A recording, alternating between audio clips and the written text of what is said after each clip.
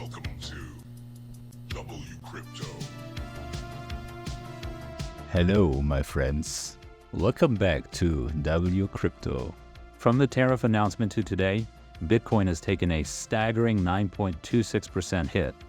That's nearly a 10% drawdown in just a short span, shaking out over-leveraged longs and sweeping liquidity pockets that had been building up for weeks.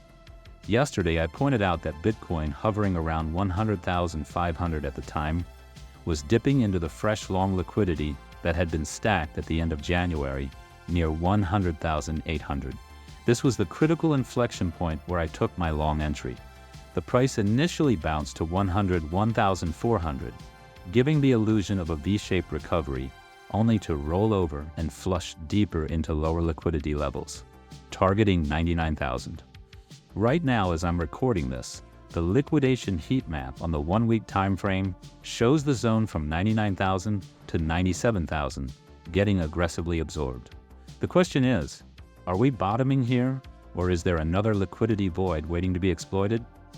One key observation: there's no major long liquidity below us that would justify a deeper liquidation cascade.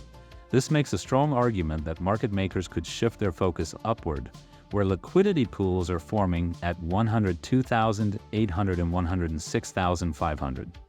Zooming into lower time frames, we've seen 4 yellow crosses on the 1-hour chart, a clear indication of market manipulation. It's textbook: whales hunting liquidity, engineering volatility, and squeezing out weak hands before positioning for the next move. If they intend to push price higher, these yellow crosses might have just been the final shakeout before we reclaim key levels. The Bitcoin ETF flow data tomorrow will be crucial. Are institutions stepping in at these levels, or are we looking at further downside risk? I'll be tracking this closely. Join my free Discord for real-time trading updates.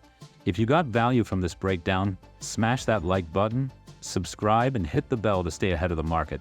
And see you in the next one.